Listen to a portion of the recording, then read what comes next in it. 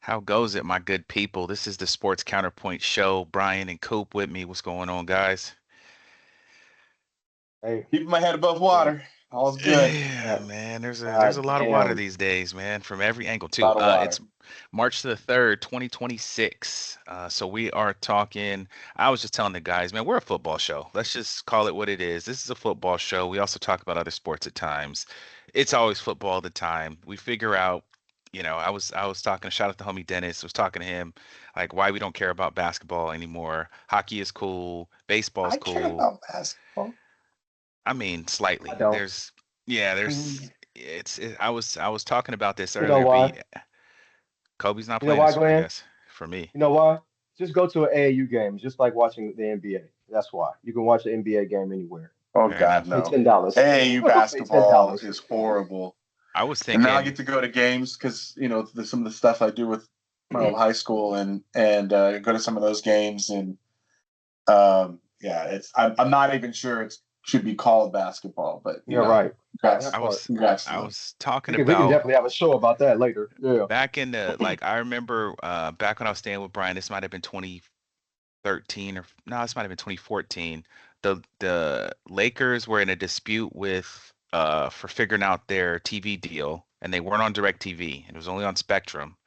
Brian had a Spectrum login. We watched the Laker game on a tablet sitting in the game Yeah. room to make sure we didn't watch the game.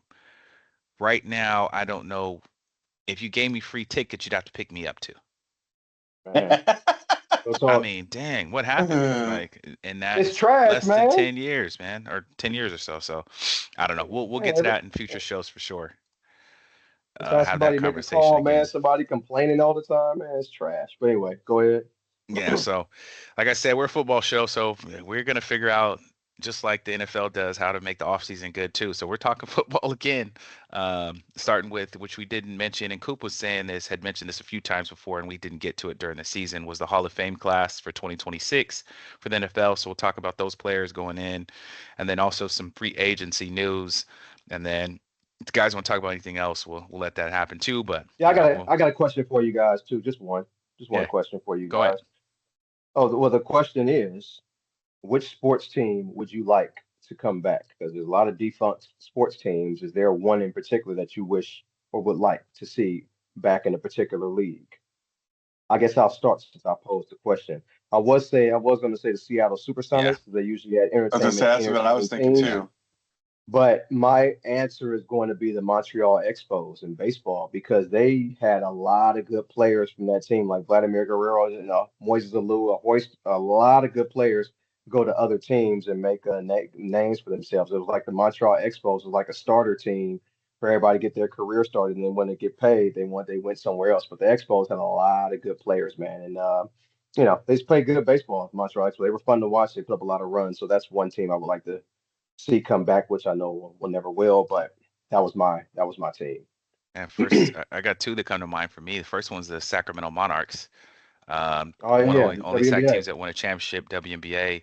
Ruthie Bolton, Tisha Pinichero, Carol Lawson, like they had squads, and that was cool. It was cool pride for the city at the time. And the other team is the Oakland Raiders, so that just goes without a That's pretty awesome. that needs no further explanation. Yep, yep. Yeah, and Beef. for me, it would be the Seattle Supersonics, or the Oakland Hayes. Fair, Oh, I like yeah, the fan base for the Oakland Hayes yeah, I were agree, dedicated, and yeah, I like seeing dedicated fans. Same thing for hundred the percent, Supersonics. hundred yeah. I percent. should have said Oakland A's too. I don't know why I didn't say that, but yeah, you're right. Yeah, yeah. And plus, I like sitting in the ninth row with Glenn, paying $35 for the $35. tickets. No, Well, yeah. Well, if they came back, it's it wouldn't all have been them good, prices, but we'd have still went. No, 100%. man. Oakland deserves. I mean, Oakland fans, man, deserve a team. Like I can't even front. Like being at a game in Oakland, whatever the game Yeah, is so right, much fun. right. Especially if you're rooting for the team that's there. Um, so yeah. All right, that's a good question, Coop. All right, so Hall of Fame, man. I'm gonna just run it down, and we'll just start. We'll just go player by player, and we'll just talk about them. We don't need the whole list. People will get it as we go. So Hmm. starting with Drew Brees, retired Beef. with the What's your thoughts on Saints, that? Super Bowl winning quarterback. Second all time in passing yards and TDs. You got Yeah, Made beef. a What's your thoughts on that, real quick? He I deserves mean to be in or that's a not? no brainer. I mean that's a no Okay, brainer. Like right. there was no circumstance in which he wasn't a Hall of Famer. And unlike other decisions that were made, it makes sense that he's a first ballot Hall of Famer. I totally agree with you. He's the reason why a lot of short guys got drafted. That's why Kyler Murray, why Russell Wilson, a lot of short guys got drafted. Him and Doug Flutie. By the way these short guys are playing, they're not going to get drafted like that too much anymore. But he was the reason why. Everybody thought they could recreate Drew Brees, and he was one of a kind. Which is one thing I want to say about him: his instincts in the pocket, man. The way he moved around the pockets, like he always had a feel for where the rush is coming. You can't teach that. That's just instinct. That's just something he always had. He had it in college at Purdue. I remember telling Jelani the year Michael Vick came out, I said, I think the best quarterback in this draft, you can ask him. I said, it's this guy from Purdue. His name is Drew Brees. He's going to be a baller. And he never heard of him. But when he started playing, he realized, yeah, you definitely knew what you were talking about. So I've been watching Drew Brees for years, man. And he definitely deserves to be your first ballot. I have no problem with that. And he throws a dart. I mean, if he's throwing at something, he's going to hit what he's throwing it at. It's just I'll never forget the offseason when he got pushed out of the Chargers for Phillip Rivers and was supposed to go to Miami. And they turned him down because they thought he was physically capable and signed Dante Culpepper. Nothing wrong with Dante Culpepper. He was a great prospect at that point in time. Didn't work out. But that's how he ended up in New Orleans. And go ahead. No, that's a good point. Because if he had Drew Brees, Saban probably would have still been in the NFL. And he didn't get Drew Brees. He got Dante Culpepper, ended up going back to college. That's a good point. Yep. And I don't know if you know Danny Cannell. Danny Cannell, who calls ESPN games, it was his dad who was the team doctor for Miami Dolphins that said Drew Brees' shoulder was not good. Don't sign him. And he doesn't look that smart after all. No, it certainly doesn't. Because not only did he play well, he played for a long time. Like it wasn't like it wasn't like they got 3 good seasons out of him. Like they got an entire second career out of him because he was pretty good at the chart for the Chargers. Yeah, right. I just think of all the players, like the receivers that turned into fantasy studs that were on. Playing with him, Lance Moore, Marcus Colston, Mike Thomas, a bunch of other all tight ends would have never heard of, if not for him. Right. Yeah, solid players. Right. No disrespect to anybody's ability or skill, but Drew Brees was lacing them and throwing for 5,000 every year. Yeah. Oh yeah. Okay. He started with him too. Yeah. If he'd have started with him, Gates played with him. Chargers. Okay. I know Jeremy Shockey played. Chargers. Jeremy Shockey played with him. Yeah. Oh, all right. That's right. Chargers. Jeremy Shockey played with him as well. Yeah. And then that's a great. Yeah. And Antonio Gates went in last year, and he went from Drew Brees to Phillip Rivers and lucked up crazy. Shout out to Eric, by the way, when Antonio Gates in the preseason, I was like, this guy's going to be a beast. I drafted him like in the 4th or 5th round, and Eric, who's part of our fantasy league, what up, clowned me like, you're drafting a tight end so early. We made a bet that was the full amount of the league buy-in, for those who know, on whether or not Gates would be good, and he killed it. And he was one of those guys that was a basketball player trying to become a football player, and between Brees and Gates, I got a free fantasy football season that year. Nice. Yeah. Speaking of pass catchers, man, Larry Fitzgerald. I can't say Larry was the man to me. So you really can't say enough. Just his attitude, how he played, toughness, team guy, never dropped a pass. I don't think I've ever seen him drop a pass in every game I've ever watched Larry play. Yeah, man. Yeah, he finished his career second in receptions and receiving yards. Was also a consummate professional. Generally just a great dude. Came from Minnesota. Was the ball boy from one of the Vikings teams that had Randy Moss. Lots of stories behind that. Larry Fitzgerald was someone that everybody who liked football would root for. He's one of those guys, whether or not you were a Raider fan or, a San Francisco fan, which was in the same group as Arizona, you still were cool with Larry Fitzgerald. When him and Otto Bolden were there with Kurt Warner, that was actually kind of Aquan, not Otto. Yeah. It was a fun team to watch and root for, even though, maybe they weren't your team. Yeah, no, probably my second favorite receiver behind Jerry Rice. Well, probably second or third. Larry Fitzgerald was just great. you would talk to other, well, not I would talk, but you would hear other cornerbacks always talk about who's the hardest wide receiver to guard. Oh, yeah, It I was could see Larry that. Fitzgerald on most of their lists. I mean, he never played really with a good quarterback until he got Kurt Kurt Warner. Warner, and when he got Kurt Warner, that's when he pretty much showed out. And I was rooting for him in that Super Bowl that year. They almost won it against Yep. Pittsburgh, but Yep.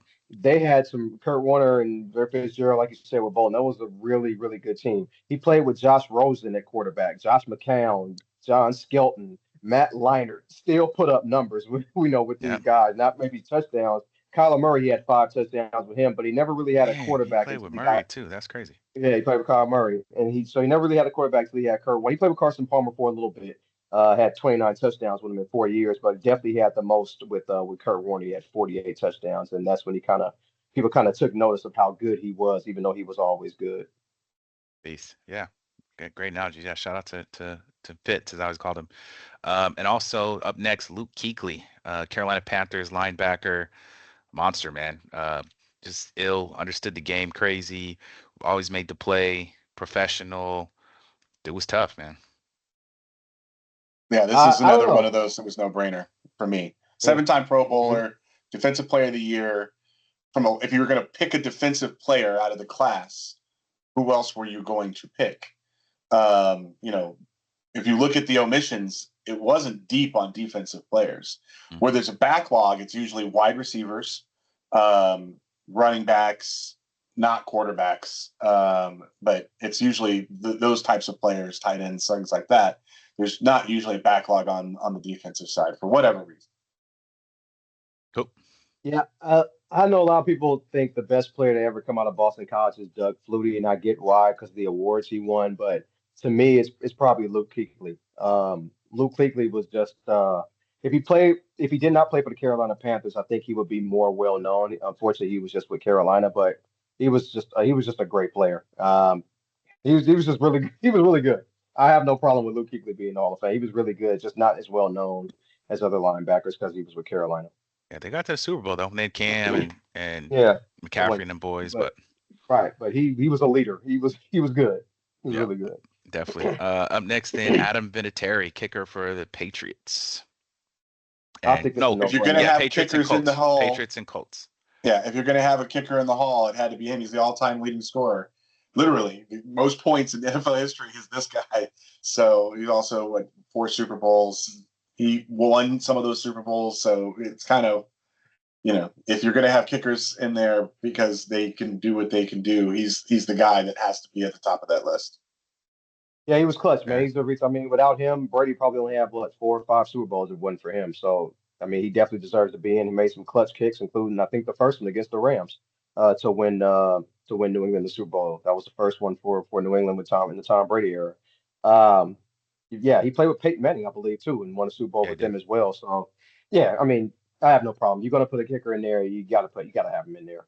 He made some really big kicks to win Super Bowls. Got to. Yeah, made the field goal in the tuck rule game. Shout out Adam Vinatieri. Um, and all right, so you had that, and then it was who was the other Roger person? Craig. Roger Craig. Yeah, Coop. Let me You let me start that start with one. this one Yeah, because initially I wasn't on board with this, and I never thought of Roger Craig as a Hall of Famer. I was like, really. Roger, I'm thinking Barry Sanders, Walter Payton, Jim Brown, Roger Craig. I'm like, huh? But then I started thinking, and it's almost the same reason why, even though I think they're two different players, I think Roger Craig is better. It's almost the reason why Russell Westbrook is going to go to the Hall of Fame, and that it has to be a pioneer or someone who did something that nobody's ever done before.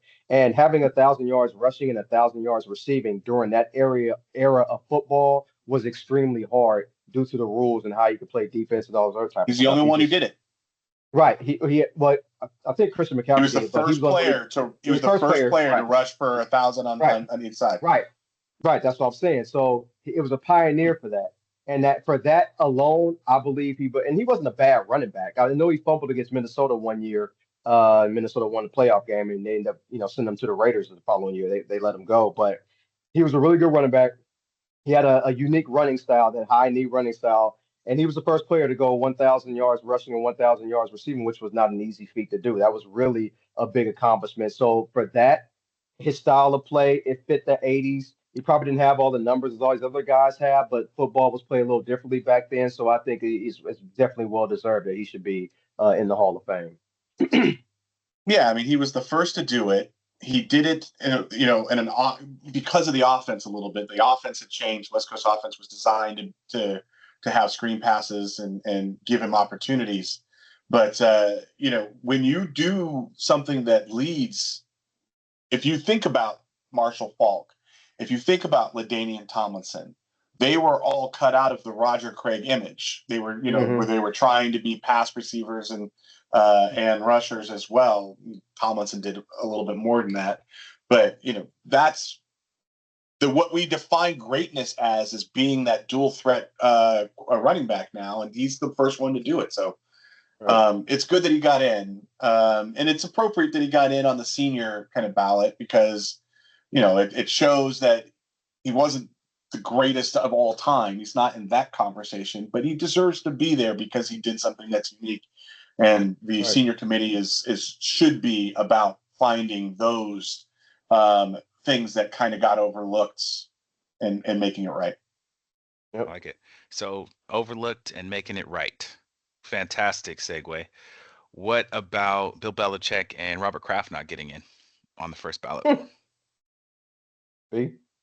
Well, we talked about this already. It invalidates the value of the Hall of Fame in my mind to such a great extent that it's a little bit criminal.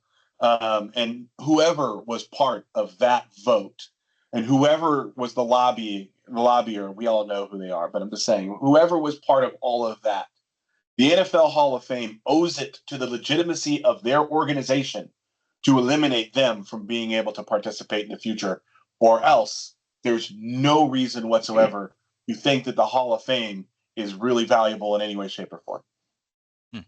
Yeah, well, for me, Brian, it was way before this. It was when Terrell Owens didn't get in on first ballot because people didn't like him. I mean, when you retire from the NFL at that time, the second all time in receiving yards and third all time in receiving touchdowns, and you have 1,078 career catches, 14.8 yards per catch, and you don't get in on the first ballot.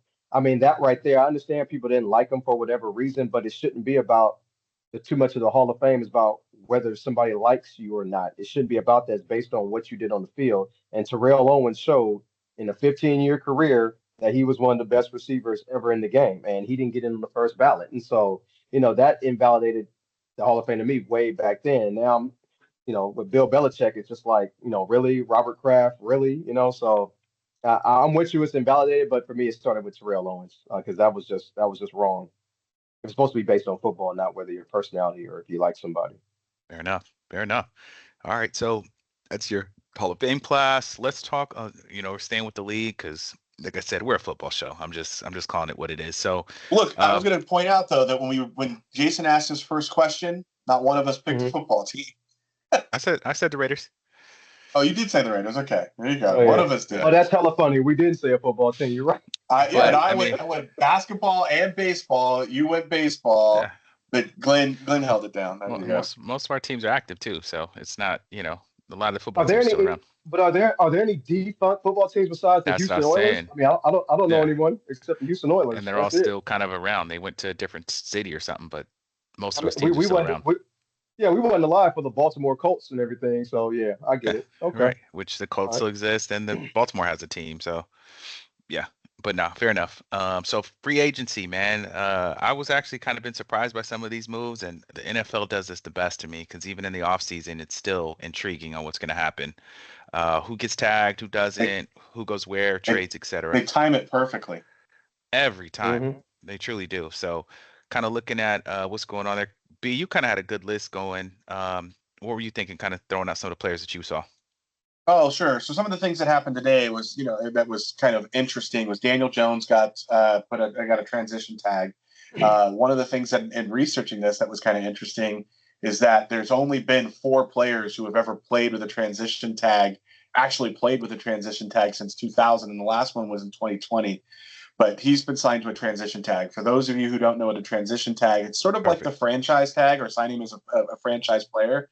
But what they're saying is that if this player were to leave, it would stop the team from its transition from being a bad team to a good team kind of thing. So what they do is they have a number. In this case, I think it's $28.3 million or something like that. And that's about $6 million less than the franchise tag on an annual basis.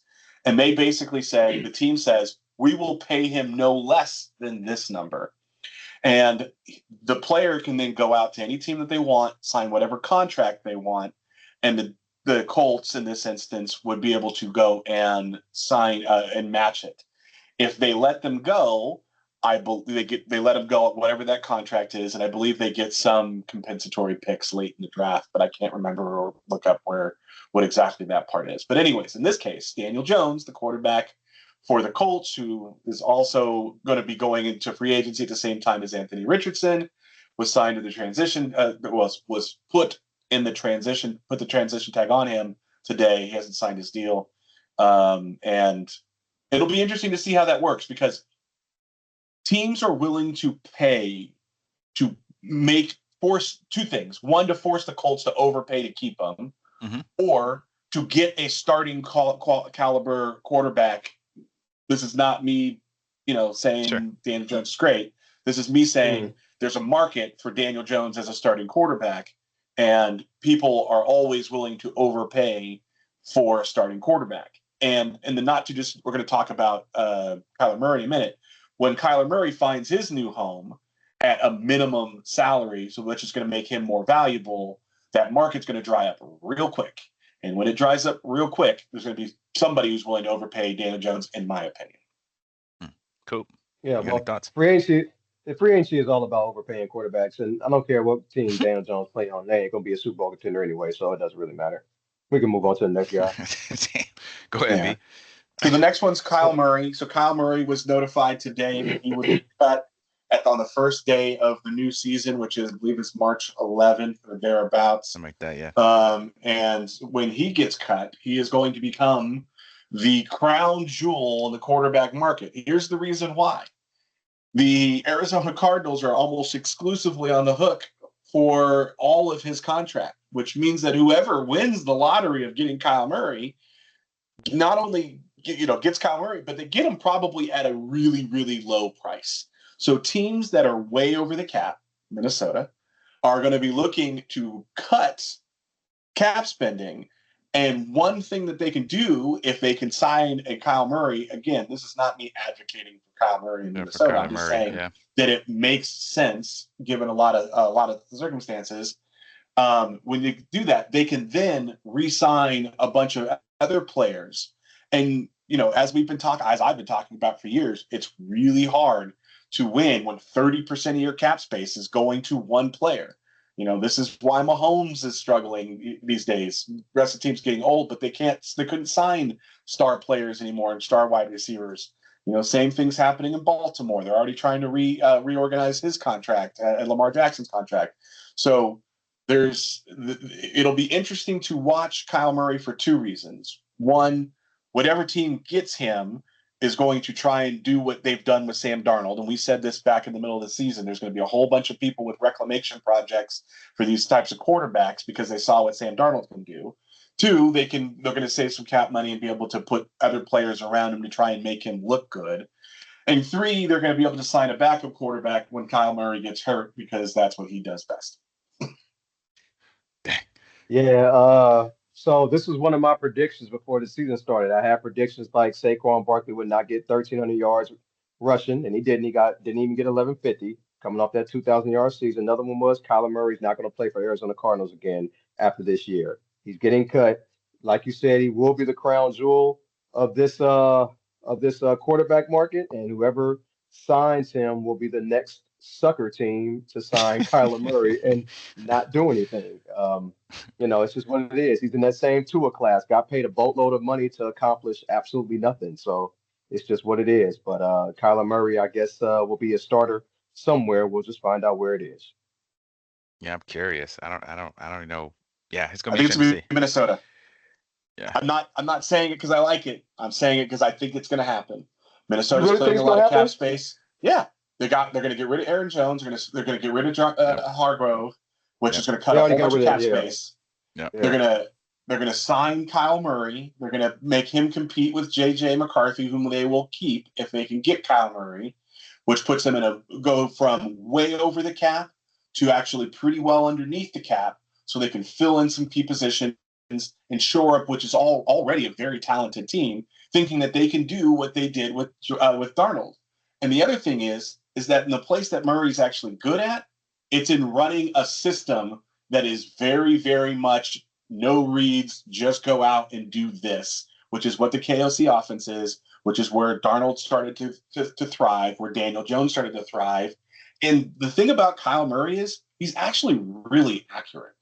He falls apart. He gets injured on a whim. But he's actually, if you look at his completion percentage numbers, he's actually accurate. And that's the kind of person I think KOC is going to want in the offense, because JJ is not accurate. And if you want JJ to feel the pressure to become accurate, you put somebody that's their calling card. So I'm not saying I'm saying they'll sign him. I'm not saying he'll start. I'm just saying it. Okay. There's a lot of reasons why that makes sense, and why I'm going to predict that that's probably what's going to happen. Okay, so I'm going to double down on this. I'm going to say whoever quarterback you guys sign is going to start. J.J. McCarthy is not starting next year, opening week. Last year, Minnesota Vikings was number one in NFL in pressure rate, third in yards per play allowed, and fourth in points per drive allowed. That's one of the best defenses in football. All he needed was a quarterback, and J.J. McCarthy couldn't do nothing with that. So he's not starting week one. It'll be whoever you guys sign. If it's Kyler, it's going to be Kyler. I completely agree with you. I agree. I'm just leaving open the world of possibilities. And you have to think about it. Their defense was so good that they were able to achieve those stats while not having the ball on offense for very long. That defense was on the field forever, and they had to play well all game. Anyways. Right. Yeah. Kyler Murray also. He also was a Minnesota Vikings fan growing up, just randomly. Yeah. I saw that somewhere. So was Tyreek Hill, interestingly enough. I'm just saying, I just hate to see a good roster go to waste. I've said that before. I said it again. Just hate it. Hate it. Murray, next, Hill, JJ, you're fine. Yeah. Well, let me talk about the one that got everybody up in arms, and that's David Montgomery going to the Houston Texans. I don't think people understand. I'm the one up in arms. The backstory. So Yeah.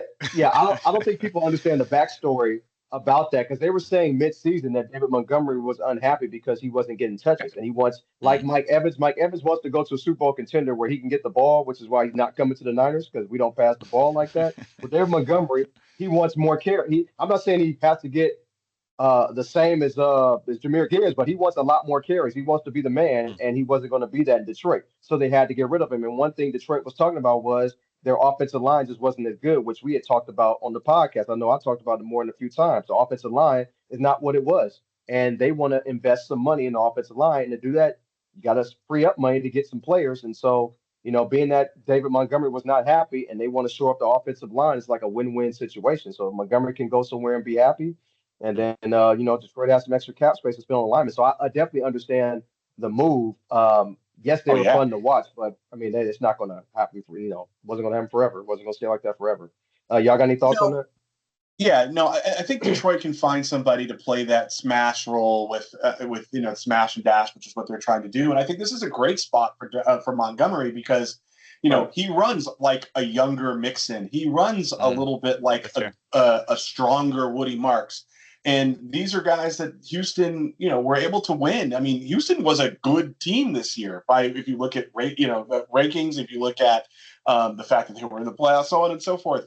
So, bringing David Montgomery, who kind of has a little bit of that experience and wants to be there, to put him in a feature back role with to give him an opportunity, it's a good fit. Whether it works, I don't know, but it's a good fit. Yeah. I was curious because of the 1-2 punch that the Lions had created. Yeah. And also how, they were so good a couple years ago. They started losing coordinators, they're losing players. And this, if you kind of don't figure out how to right this ship, this is also how teams kind of fade into the abyss. You want to know who I wouldn't be surprised to see if Detroit goes out and gets? Kenneth Walker. Ooh.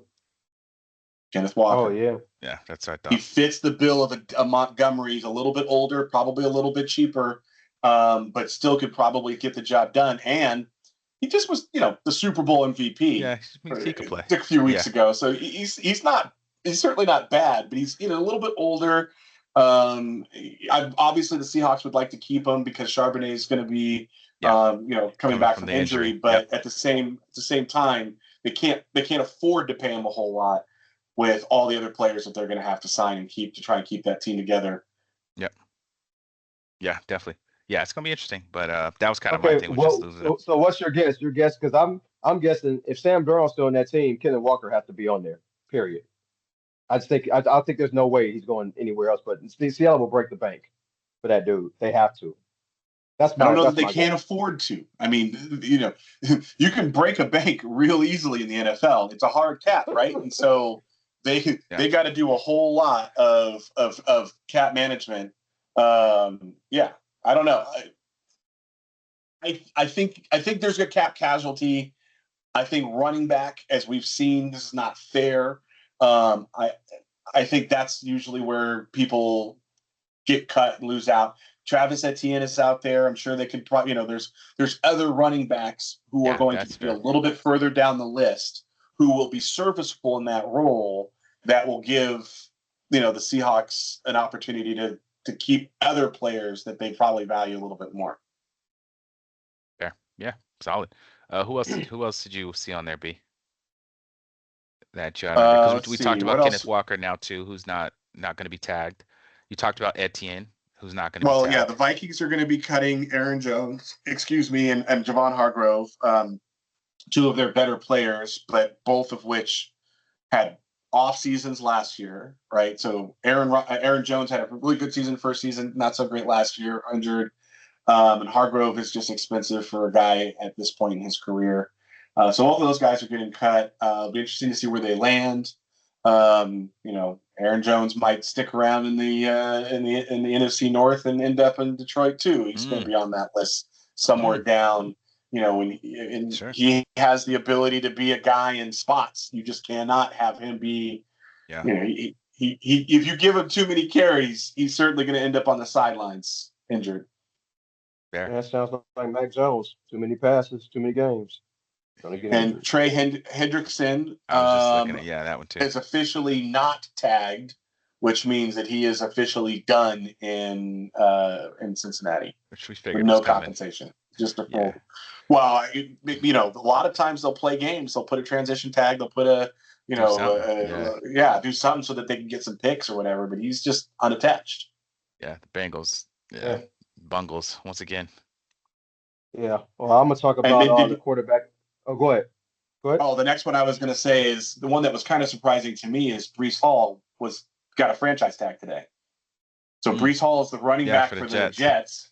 Yeah. Yeah. They don't have a quarterback. Who's barely played because of injuries. How he became the franchise tag. Now he's good when he plays, but he's always injured, and now he's a franchise player. The franchise tag for especially for a running back. For running back, it's only $14 million. So it's different by players.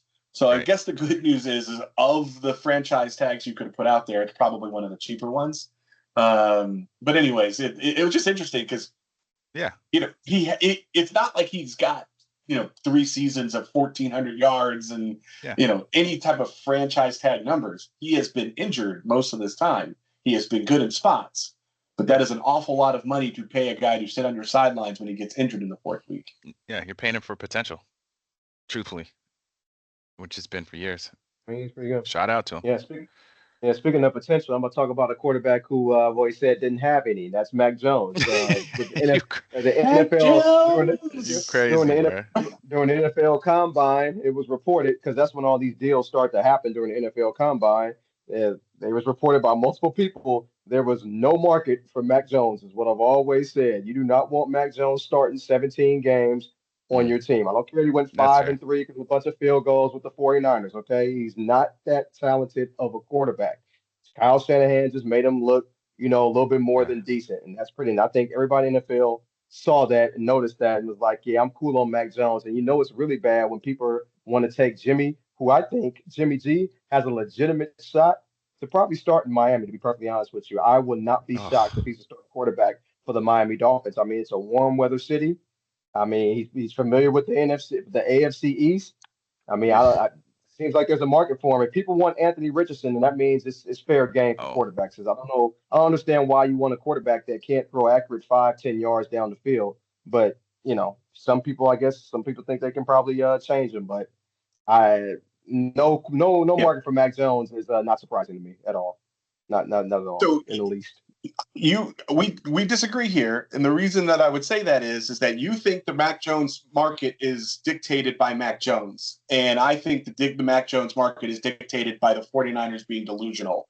Because I'm reading an article on one of those websites right now, and it's actually talking about how the market was silent because the 49ers came out before all of the meetings and said that they wanted no less than a top 10 second round pick if they were going to get rid of him and trade.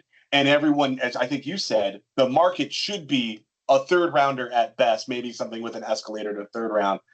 When they did that, everyone was like, yeah, we're good. We're going to see what happens with Kyle Murray. We're going to see what happens with Daniel Jones. We're going to see what happens with those guys. I think Mac Jones probably gets traded at some point for that third round pick much later in a camp when somebody develops a need or something like that. But the market is not going to be there for give up a top 10 second rounder for anybody who's played most of their time as a backup and hasn't established a career. who Or would maybe before the draft. yeah, and who would There's a back lot of up teams that need quarterbacks. who Hmm? would back up Brock otherwise? Is that also just a play to Well, keep Mac they around? no they got a guy. So I'll say two things. Number one, they have a guy already, Curtis O'Rourke, who they drafted out of I think Indiana a couple of years ago. They want to elevate him as the backup if Mac Yeah, Jones leaves. that ain't But worked too number good. but number two, Mac Jones is more valuable to the 49ers than he will be for any other team. And the That's reason what I'm why is saying. because Brock Purdy, he's injury prone. Yeah, that's what I'm Brock saying. Purdy's injury prone. That's just just call it what it is. He's injury prone. So Mac Jones will help us out for those games that Yeah. Brock Purdy is going to be injured. So I can understand why they would want a second round pick. I don't think they're going to re-sign him No, because he has a 2 year deal, so it's going to be his last year if he's that's even what I'm on the saying. team. Yeah, you keep him on the But yeah, team. If someone's trying to get him, then you say, oh, you have this high up, apple pie in the sky joint, which no one's going to do. You keep him on the team because backup, you got to you need a backup quarterback in the league. Like we've seen it yeah, time and time again. Yeah. Losing 3 or 4, having your quarterback out 3 games even, and you losing those 3 games and getting on the slide, that's hugely detrimental to your playoff chances.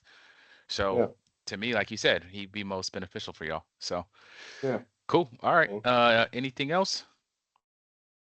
Y'all know any other players? I'm solid, I man. want to talk about. We'll pick it up next week. I mean, there's a ton of free Uh, agents, but we don't need to talk about them right now. Let's talk about them as uh, they go in there, or as it's interesting, because I was talking about Etienne. We talked about Yeah. Hill. yeah, There's Mike Evans. It'll be interesting to see what happens with him because he's still good, but right now there's too many to Yeah. go Let's wait and through, see. so we should just wait until March 11th is the beginning of free agency. So right around our March Madness time, we'll see if Glenn gets somebody that makes a jump in the pool. I hope so. That was fun. Oh yeah, that was fun. I was just talking about that the other day, man. So the story Brian's talking about is when the Raiders traded for Devontae. We were all together at March Madness, and I instantly switched hmm to swim trunks and ran and jumped in the pool, and Up in the yeah, pool, yeah. the hmm happiest ever. So we'll see what happens. I don't know the way it's going. Maybe it's Max Crosby traded, so I don't know what's gonna happen. The way people are trying to talk, so we'll see. Cool. All right, so let's round it out.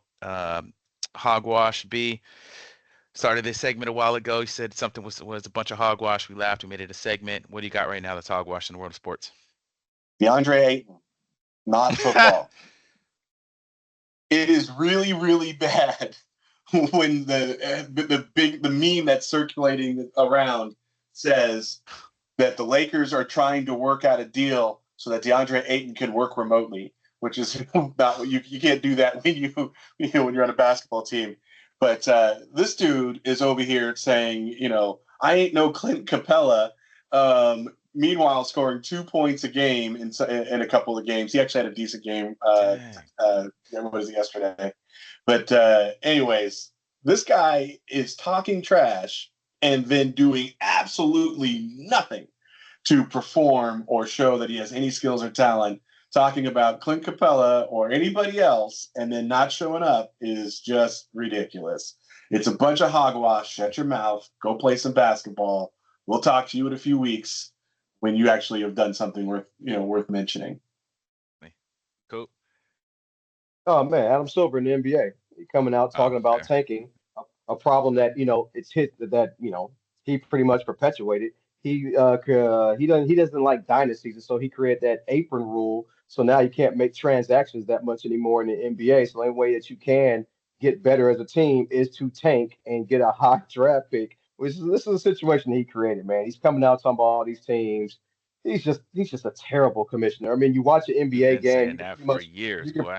you can pretty much hold the ball. I've seen players hold the ball, walk down the court, not get called for travel, and the flopping's out of control every single play. Somebody call a foul, the players arguing. It's just like, man, it's just a garbage league, and you wonder why your ratings suck. It's because of you as the commissioner. David Stern built up a league for 30 years, and he's torn it down the last 10. It's just an unwatchable product. So Adam Silver in the NBA is Mm. my hogwash. Yeah, I would Terrible. say echo y'all's. Damn, that was serious. Coop, you had the game ball for people doing good things in sports. Who you got? You know my game ball go to? Both of y'all. Both of y'all, man. Y'all get my game balls, man. Coming I up on this appreciate it. podcast every week, every other week. We Doing it a going at while. it, talking about our teams, talking about whatever we talk about, stating our opinions, stating how we feel, stating facts. Love doing the show with you guys, man. You guys get my game ball. Likewise, man. Appreciate you, brother. Hey, I actually needed to hear that right now. Thank you. Anyways, yeah, no. I really don't have anyone to give to the game ball. I'm gonna jump on the bandwagon and say, what a pleasure to sit here and go back and forth with all you all, for Solid, both of man. you Yeah. all. Likewise, man, for both you guys. I'm gonna give mine to just randomly. I'm thinking of the Raiders, man, because I said I'm gonna wait and see what happens. I'm not gonna think about it. They have disappointed me too many times, and then Kubiak and first picks and coaching hours, and they got me back in again. Every year they do it. So shout out to you guys for somehow figuring out how to every time reel me right in, bro. Every time I'm ready for Madden, every time. So yeah, but always a pleasure doing the show with you guys, man. Minute to win it. Thanks everybody for listening. Take care of yourselves. Just yeah, it's yeah, yeah, yep. Yeah, I'm just Cool. gonna say, make sure you guys tune into the next show. We're gonna talk about our March Madness picks. Who we probably taking to win it, or no, probably not taking to win it, but who we probably Yes, take the sir. first couple of rounds with. We're gonna do the bracket. We're gonna have details about that. It's gonna get set up Yep. probably on Yahoo.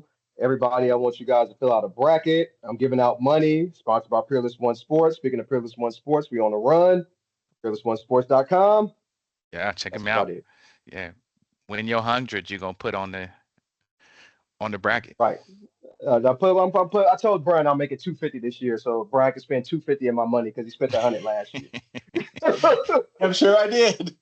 I'll actually I'll set that up tomorrow and send the link so you guys can Yep. add it to the page. Yep. Yeah, you know where I'm going. In the time since we last talked, the U.S. started an unprecedented war about nothing other than making sure people don't pay attention to the Epstein files. For those of you who like movies, like older movies, there's a movie called Wag the Dog. It was really good. Came out a long time ago. And essentially, a president started a war to take the attention off of him going into a fake room in the Oval Office with a Firefly girl. The parallels are scary. Firefly girl was the equivalent of their like Girl Scout kind of thing in the movie. But anyways, we're now in a war, which we knew we were going to start. It was coming down the pipe. We were trying to do what we were trying to do with Israel, not to get into all that. We didn't bother to get our own people out of the embassies. And right now, and over the last couple of days, the people that we have in the embassies are getting bombed. Now, these are people who are ambassadors that were chosen by President Guy. And it still sucks for those people and their families to not have had their own government say, hey, it's about time to get out. Meanwhile, the head of the Department of War, Hegseth, was apparently at a restaurant on the same day, Friday afternoon, having lunch in a very crowded restaurant, talking about the fact that we were going to do that war in that day. So reporters and random people in Washington got several hours of notice because this is the same guy who created a group chat.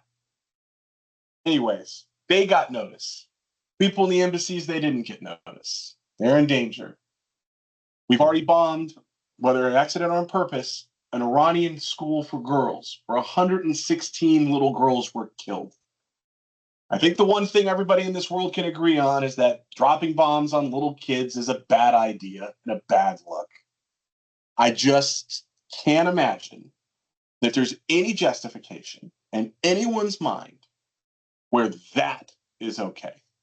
We can have all the conversation in the world about do, don't, this, that, the other thing. Make sure you hit your darn targets and do not kill with little girls and women. Like, just don't. There you go. That's my point. Man, this is Sports Counterpoints, March 3rd, 2026. We'll catch y'all next time, we hope. We hope.